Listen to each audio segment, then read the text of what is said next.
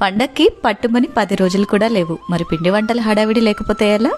ఒకే రకమైన పిండితో పర్ఫెక్ట్గా పొంగే కొబ్బరి బూరెలు, నోట్లో ఇలా పెడితే అలా కరిగిపోయే సుతిమెత్తని పాకుంటలు సింపుల్గా ఎలా తయారు చేసుకోవచ్చో చూపిస్తున్నాను, మీరు ట్రై చేయండి. ఈ బూరెల కోసం ఒక 1 కేజీ బియ్యం తీసుకుని 1కి 2 సార్లు శుభ్రంగా కడిగేసి 24 గంటల పాటు నానబెట్టుకోవాలి.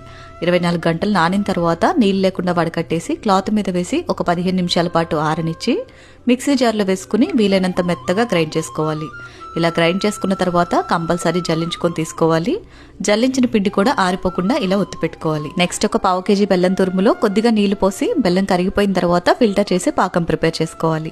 పాకం వచ్చేసి ఇలా లేత ఉండపాకం రావాలి. ఇలా ప్రిపేర్ చేసుకున్న పాకంలోకి 1 కప్పు కొబ్బరి తురుము, కొద్దిగా యాలకుల పొడి వేసి చక్కగా కలిపి స్టవ్ ఆఫ్ చేసేసుకుని ముందుగా ప్రిపేర్ చేసి పెట్టుకున్న బియ్యం పిండి వేసి కలుపుకోవాలి. 1/2 కేజీ బియ్యం పిండికి 1/2 కేజీ బెల్లం అయితే కరెక్ట్ గా సరిపోతుంది.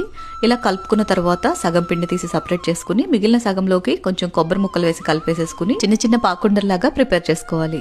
అండ్ బూరెల కోసం తీసిన పిండిని కూడా ఈ విధంగా ఆయిల్ పేపర్ మీద పల్చగా ఒత్తేసేసుకుని వేడివేడి నూనెలో వేసి దానంతట అది పైకి వచ్చేంత వరకు కదిలించకుండా ఉంటే బూర పగలకుండా చక్కగా పొంగొస్తుంది. ఒకవైపు కాలిన తర్వాత రెండో వైపు కూడా ఫ్లిప్ చేసి మంచి కలర్ వచ్చేంత వరకు ఫ్రై చేసుకోవాలి. ఇలా అన్ని ప్రిపేర్ చేసుకున్న తర్వాత పాకుండల్ని కూడా 1 బై 1 వేసేసి స్టవ్ ని లో ఫ్లేమ్ లో పెట్టుకుని లోపల వరకు చక్కగా ఉడికేట్టు ఈ విధంగా ఫ్రై చేసుకోవాలి. అంతే, ఎంతో టేస్టీ అయిన కొబ్బరి బూరెలు, పాకుండలు రెడీ. చాలా టేస్టీగా ఉంటాయి, తప్పకుండా ట్రై చేయండి. వీడియో నచ్చితే లైక్ చేయండి, ఫాలో చేసి నెక్స్ట్ ఏ రెసిపీ చూడాలి అనుకుంటున్నారో కామెంట్ చేయండి.